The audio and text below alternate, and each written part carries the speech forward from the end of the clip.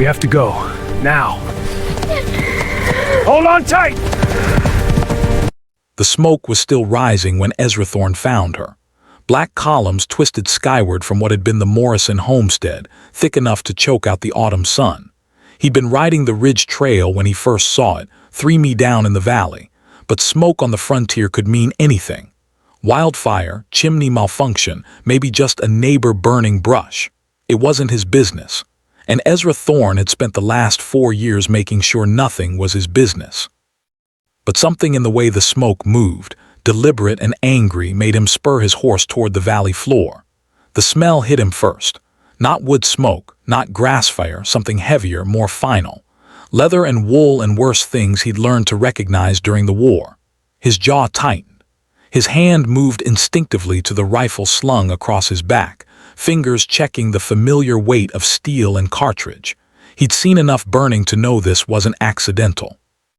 The Morrison place, what was left of it, sat like a broken tooth against the golden hills. The barn had collapsed in on itself, timber beams jutting toward the sky like ribs. The main house was mostly gone, just foundation stones and a brick chimney standing guard over ash. Even the chicken coop had been torched, deliberate and thorough. Ezra dismounted slowly, boots crunching over charred boards and twisted metal. His horse nickered nervously, nostrils flaring at the scent of death. He tied the reins to a fence post that had somehow survived the flames, then walked through what had been the front yard. He found the first body near the well. Tom Morrison lay face down, the back of his head caved in from a rifle stalker shovel. Ezra knelt beside him, checking for signs of life, even though he already knew. The blood had dried dark in the dirt. This had happened hours ago, maybe longer. Margaret Morrison was inside the ruins of the house, or what was left of her. Ezra pulled off his hat and stood silent for a moment, remembering Sunday dinners when he'd first moved to the territory before the war took him away and guilt brought him back. She made good biscuits and laughed too loud at Tom's stories. He was turning to leave when he heard it. A sound so small it might have been wind through the wreckage, but Ezra Thorne had learned to trust his ears. And that hadn't been wind. He stopped, head tilted, listening. There again, like breathing, but careful, controlled. Someone trying very hard not to be heard. He followed the sound to the root cellar half buried behind the main house. The wooden doors had been blown off their hinges, but the stone walls had held. Ezra approached slowly, rifle ready but not raised. No point frightening whoever was down there. "Hello," he called softly. "Anyone down there?" Silence, then barely audible, the sound of someone moving deeper into the cellar. Ezra descended the stone steps, letting his eyes adjust to the darkness. Shelves lined the walls, most of them collapsed or burned. Broken jars littered the floor, the smell of preserved vegetables mixing with smoke and ash. In the far corner, pressed against the stone wall like she was trying to disappear into it, he found Rose Morrison. She couldn't have been more than 8 years old, all knees and elbows in tangled brown hair. Her dress was torn and stained with soot, her face streaked with tears and dirt. When she saw him, she shrank back further, eyes wide with terror. "It's all right," Ezra said, crouching down to her level. "I'm not going to hurt you." She stared at him without making a sound. Her lips moved slightly like she was trying to speak, but no words came out. "Rose," he said gently. "That's your name, isn't it? Rose Morrison." She nodded once quickly, then looked away. Ezra set his rifle aside and held out his hand. "My name's Ezra. I knew your papa." "Good man, Tom Morrison. Always treated me fair." Rose's eyes darted to his face, then away again. Her whole body was trembling. "Can you tell me what happened here?" She opened her mouth, closed it again. Her lips moved soundlessly like she was screaming, but no air would come. Ezra felt something cold settle in his chest. He'd seen this before during the war. Shell shock, the doctors called it, when the mind shut down to protect itself from things too terrible to remember. "That's all right," he said. "You don't have to talk right now." He looked around the cellar, taking stock. Whoever had done this might come back to make sure there were no witnesses, and Rose Morrison, whether she could speak or not, was a witness. "Rose," he said carefully, "we need to leave this place. It's not safe here anymore." She shook her head violently, pressing herself harder against the stone wall. "I know you're scared, but I promise I won't let anyone hurt you. Do you understand?" She stared at him for a long moment, studying his face. Whatever she saw there must have satisfied her, because she nodded again. Ezra stood and held out his hand. "Come on then, let's go home." She hesitated, then took his hand. Her fingers were small and cold and shaking, but she held on tight. They climbed out of the cellar together, past the ruins and the smoke and the bodies that had been her family. Rose didn't look back, but Ezra could feel her trembling through her small hand. At his horse, he lifted her up into the saddle, then mounted behind her. "You ever been to a mine before?" he asked as they rode away from the Morrison place. She shook her head. "Well, it's not much to look at, but it's safe and it's quiet. Some folks might say too quiet, but I reckon you and I both know sometimes quiet is exactly what you need." The sun was setting by the time they reached Ezra's claim. It wasn't much. A small cabin built into the hillside. A Essel box for washing ore and a shaft that went down about 30 ft into the mountain, but it was hidden from the main trail surrounded by pine and aspen. And Ezra had learned to appreciate the peace of it. He helped Rose down from the horse and led her to the cabin. Inside it was sparse but clean. A bed, a table, a stone fireplace, shelves lined with books and a few personal items. On the mantel sat a djerape of a woman in a wedding dress, her smile caught forever in silver and shadow. Rose noticed the photograph and pointed to it. "That was my wife," Ezra said quietly. "Her name was Sarah. She died while I was away at war." Rose looked up at him with those wide, dark eyes, and for a moment he saw something like understanding pass between them. Both of them had lost everything. Both of them knew what it felt like to have the world torn away without warning. "You hungry?" he asked. She nodded. Ezra built up the fire and set water to boil. He had beans and heart attack. Not much for a growing child, but it would have to do for now. Tomorrow he'd ride into town for proper supplies. While the beans cooked, he found an old shirt of Sarah's in the trunk at the foot of the bed. It would be too big for Rose. But it was clean and whole, better than the torn dress she wore. "You can change into this if you want," he said, holding out the shirt. "There's a wash basin behind the curtain there." Rose took the shirt and disappeared behind the curtain. When she emerged, the shirt hung down past her knees like a nightgown. Her face was cleaner. The soot washed away to reveal a spattering of freckles across her nose. They ate in silence. The only sounds the crackling of the fire and the distant hoot of an owl. Rose managed most of her beans but kept glancing at the door as if expecting someone to burst through at any moment. "No one knows about this place except me," Ezra said. "We're safe here." She nodded but didn't look convinced. After supper, Ezra made up a bed for her on the floor near the fire, using his own blankets and an old coat for a pillow. Rose curled up small, pulling the blankets over her head until only her eyes showed. "Try to sleep," Ezra said. "Tomorrow we'll figure out what comes next." He sat by the fire long into the night, cleaning his rifle and thinking. Someone had murdered the Morrison family, burned their home, and tried to make sure there were no witnesses, that someone might still be out there. And Rose, whether she could speak or not, had seen it happen. Ezra had left the war behind, had tried to put violence and death in the past where they belonged. But sitting there in the firelight, watching over the small, sleeping form of Rose Morrison, he felt something he thought was dead stirred to life again. If they came for her, they'd have to go through him first. The next morning, Rose woke before dawn. Ezra found her sitting by the window, staring out at the pine trees. She'd braided her hair back from her face, making her look older, more serious. "Sleep all right?" he asked. She nodded, then pointed toward the door. "You want to go outside?" Another nod. Ezra pulled on his boots and coat. "Come on, then I'll show you around." The mining claim wasn't much to see, a few acres of rocky ground carved into the mountainside, but Rose seemed fascinated by everything. She examined the Essel box, ran her fingers along the wooden rails that led to the mine entrance, picked up pieces of quartz and pyrite with the wonder of someone who'd never seen such things.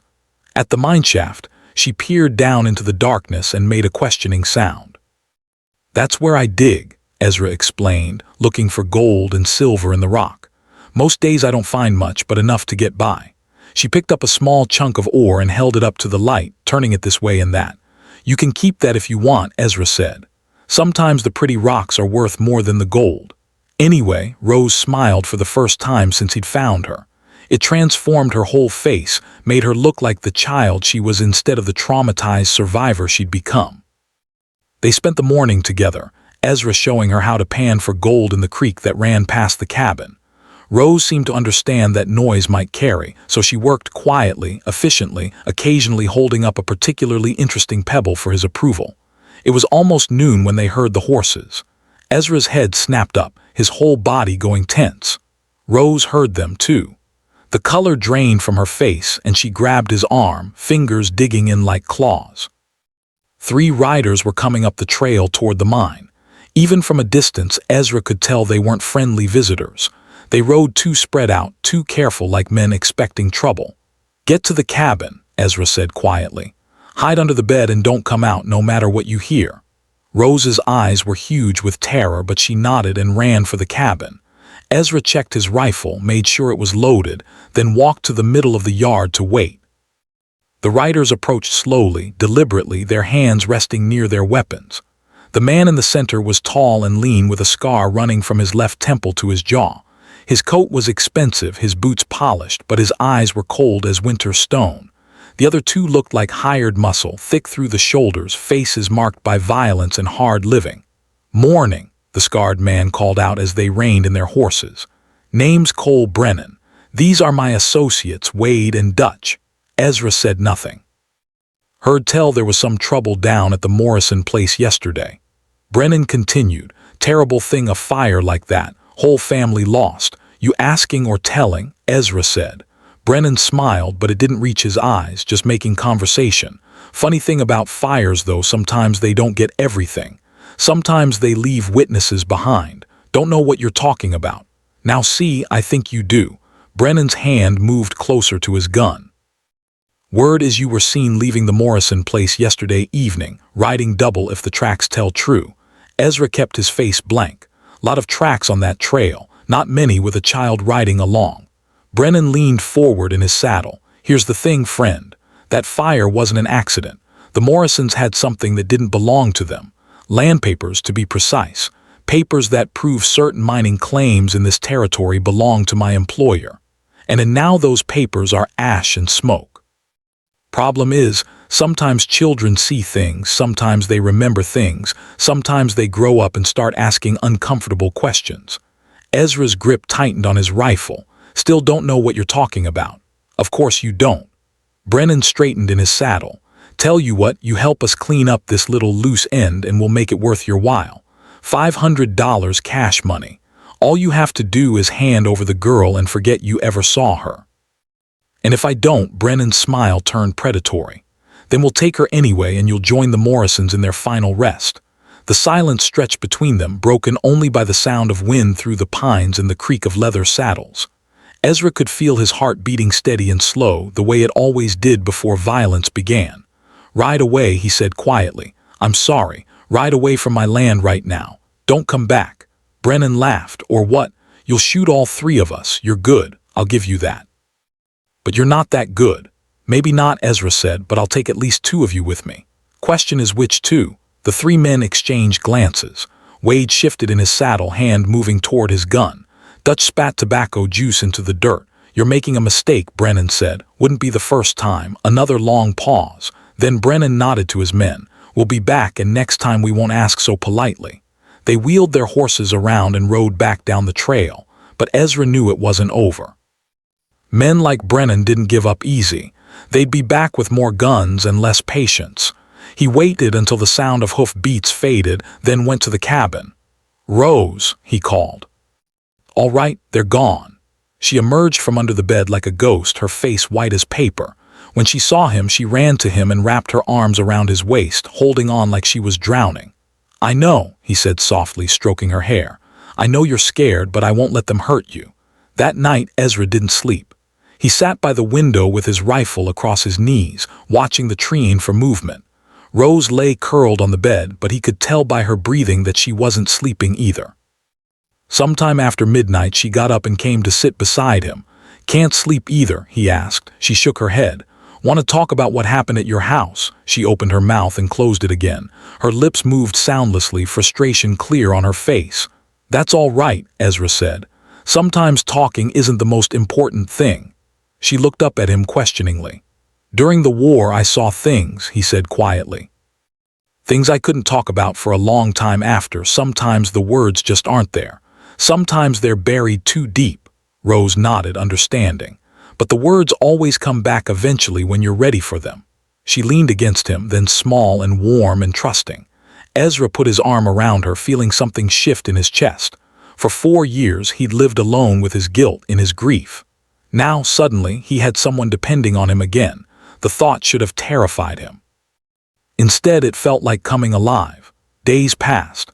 Ezra taught Rose to fish in the creek, to identify edible plants in the forest, to load and clean his spare rifle. She learned quickly and without complaint, as if understanding that her survival might depend on it. She still didn't speak, but she began to communicate in other ways. Gestures, expressions, drawings scratched in the dirt with a stick. Slowly, Ezra began to piece together what had happened at the Morrison place. Men had come at night.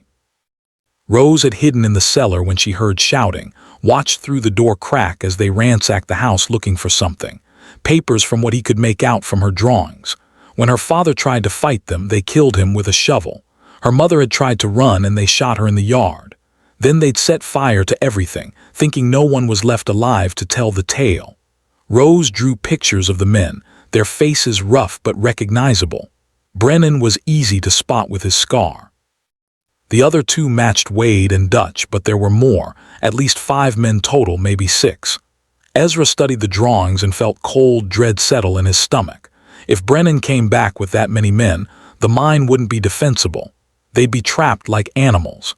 He began making preparations, hidden caches of food and water at strategic points around the claim, escape routes through the forest that even experienced trackers might miss. A fallback position deeper in the mountains where they could hide if necessary. Rose helped with everything, understanding without being told what they were preparing for. Sometimes Ezra caught her looking at him with something like hope in her eyes, as if she was beginning to believe they might actually survive this. 2 weeks after Brennan's visit, they came back.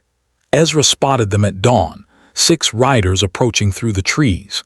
He woke Rose with a touch on her shoulder, then gathered their emergency supplies. "Time to go," he said quietly.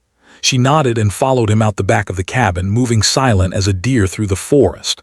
They reached the fallback position, a hidden cave about a mile up the mountain just as the shooting started.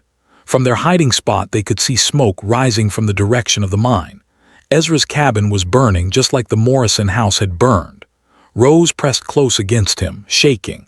"I'm sorry," Ezra whispered. "I know that was starting to feel like home."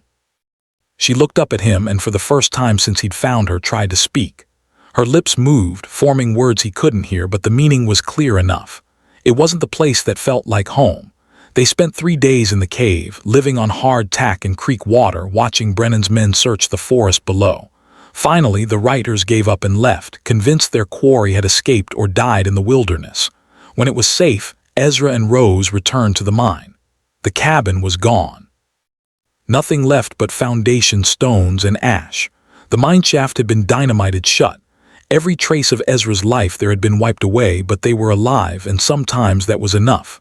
"Come on," Ezra said, shouldering his pack. "Time to find a new place to call home." They walked deeper into the mountains, following game trails and old mining paths. Rose stayed close beside him, no longer the terrified child he'd found in the cellar, but still fragile, still healing.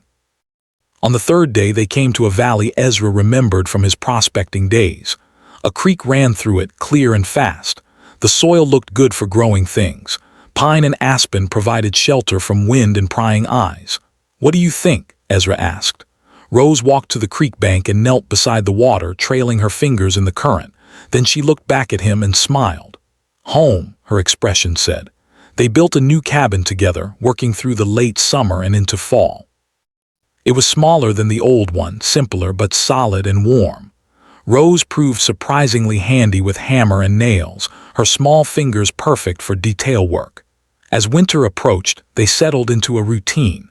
Ezra hunted and trapped, trading furs in the distant town of Cedar Falls for supplies they couldn't make her find. Rose tended a small garden, preserved food for winter, and slowly began to heal. Sometimes working beside her in the garden or teaching her to read by firelight, Ezra forgot she wasn't his daughter. She fit into his life so naturally, it was hard to remember there had been a time before her. And gradually, Rose began to find her voice again. It started with small sounds, a sigh of contentment, a gasp of surprise, a soft laugh at something funny, then single words spoken so quietly he almost missed them. "Thank you," she said one evening as he handed her a cup of tea. The words hit him like a physical blow. He'd been waiting 2 years to hear her speak, and when it finally happened, it was to thank him. "You don't need to thank me," he said gently. "Yes, I do," she said, her voice still soft but growing stronger. "You saved me. You chose me when no one else would." Ezra felt his eyes burn. "Rose, I remember everything," she continued. "I remember Mom and Papa. I remember the fire. I remember being so scared. I thought I might die from it. But I also remember you finding me. I remember you choosing to keep me safe when you could have walked away." She paused, looking into the fire. "I want to tell you something," she said. "Those papers they were looking for, I know where they are." Ezra went very still. "What?" "Papa hid them before the men came. He knew they were coming somehow. He put the papers in a place only I would know to look." She got up and went to the old trunk where they kept clothes and supplies. From the very bottom, wrapped in oilcloth, she withdrew a bundle of documents. "Mining claims," she said, handing them to Ezra, "for half the valley where we used to live. Papa said they proved the land belonged to the Morrison family, not some company back east." Ezra unfolded the papers with shaking hands. Legal documents, survey maps, original homestead claims. If these were authentic, they were worth a fortune. "Rose," he said slowly, "do you understand what these are?" She nodded. "Papa said they were our future. He said someday they'd make sure I never had to worry about having a home." Ezra looked at the papers, then at Rose, then back at the papers. A plan began forming in his mind. "How would you feel about going back to Cedar Falls?" he asked. "Why, to see a lawyer, to make sure these papers get to the right people, to make sure Cole Brennan and his friends get what's coming to them." Rose was quiet for a long moment. Then she squared her shoulders in a gesture that reminded Ezra powerfully of her father. "I want to go," she said. "I want to make them pay for what they did to my family." The trip to Cedar Falls took 2 days. Rose rode behind Ezra on his new horse, her arms wrapped around his waist, no longer afraid of the world beyond their hidden valley. The lawyer, a sharp-eyed man named Hutchinson, examined the papers with growing excitement. "These are extraordinary," he said. "If they're authenticated, and I believe they will be, they prove fraud on a massive scale. The Morrison claim predates the companies by nearly a decade." "What does that mean?" Rose asked. "It means your family owned that land legally and absolutely. It means the men who killed them and burned your home are guilty of murder and arson in service of a lie." Hutchinson looked up from the papers. "It also means you're a very wealthy young woman, Miss Morrison." Rose looked at Ezra. "We're wealthy." "You are," Ezra corrected gently. "It's your inheritance." She was quiet on the ride back to their valley. As they made camp the first night, she finally spoke. "I've been thinking," she said. "About what?" "About what happens next." "The lawyer said it might take months, maybe years before everything gets sorted out with the law and the land and all." Ezra nodded. "That's probably right. So we keep living like we have been in the valley if you want to." She looked at him across the campfire, her face serious in the flickering light. "What I want is to ask you something," she said. "Something important." Ezra waited. "Will you be my father? Not just the man who saved me, but really my father forever?" The question hit him like a punch to the chest. He stared at her, this girl who'd grown from a terrified child into a brave young woman under his care, and felt his world shift on its axis. "Rose," he said carefully, I never. Are you sure?" "I'm sure." She said, "You're the only family I have left, the only family I want. And I think maybe I'm the only family you have, too." She was right. Of course, Sarah had been gone for years. His parents were dead. The war had taken his brothers. Rose was all the family he had left in the world. "Yes," he said, his voice rough with emotion. "Yes, I'll be your father if you'll have me." Rose smiled, the same radiant expression he'd seen that first day when she'd found the pretty rock by the creek. "Good," she said, "because I already told the lawyer you were my adopted father. I hope that was okay." Ezra laughed, surprising himself. "You told him what?" "Well, it's true, isn't it? Not officially maybe, but true in all the ways that matter." He reached across the fire and took her hand. "Yes," he said, "true in all the ways that matter. They sat like that for a while, father and daughter by choice if not by blood, watching the stars appear in the clear mountain sky. "Papa," Rose said, eventually trying out the word, "yes. When all this is over, when the legal stuff is finished, what do you think will happen to us?" Ezra squeezed her hand. "I think we'll keep living in our valley. I think we'll expand the garden. Maybe build a bigger cabin. I think you'll grow up strong and smart and kind the way your parents would have wanted. And the men who killed them, I think justice will find them eventually, one way or another." Rose nodded, satisfied. "Good, because I want them to pay. Not just for Mama and Papa, but for what they tried to do to you, for burning your home, for making you a target just because you chose to protect me." "Rose, no, listen," she said, and suddenly she sounded older than her years. "You saved me when you didn't have to. You gave up your old life to keep me safe. You chose me over your own comfort, your own safety, your own peace." She paused, looking into the fire. "The way I see it, that makes you the best father anyone could ask for, better than most people get by blood." Ezra felt tears prick his eyes. "You're pretty special yourself, kiddo. I learned from the best," she said, grinning. They rode into their valley the next afternoon, everything looking exactly as they left it. Their cabin solid and welcoming, the creek singing its endless song, the garden ready for winter home. As they unsaddled the horse and carried their supplies inside, Rose seemed thoughtful. "Papa," she said as they built up the fire, "can I ask you something else? Anything. Do you think Mom and Papa would be proud of who I became, of the choices I made?" Ezra looked at her, this brave, resilient, generous girl who'd survived the worst the world could throw at her and come out stronger. "I think," he said, "they'd be so proud they wouldn't know how to contain it all." Rose smiled and hugged him tight. 6 months later, a letter arrived from Hutchinson. Cole Brennan and his associates had been arrested. The land claims had been authenticated. The Morrison estate, now worth a considerable fortune in mining rights and property, had been legally transferred to Rose Morrison Thorne, her new name, officially adopted. Justice, it seemed, had found Cole Brennan after all. Rose read the letter aloud as they sat on their porch, watching the sun set behind the mountains. "So what now?" Ezra asked when she finished. "Now we live," she said simply. "We live the life Mom and Papa wanted for me, the life you made possible." She leaned against him, comfortable and content. "Besides," she added, "I like our valley, I like our life. Money's nice, but this is home." Ezra put his arm around his daughter finally and forever, and watched the stars come out over their hidden valley. Somewhere in the distance, an owl called through the darkness. The creek sang its endless song, and for the first time in years, Ezra Thorne felt completely at peace. Rose Morrison Thorne, the last daughter of Copper Creek, had found her voice.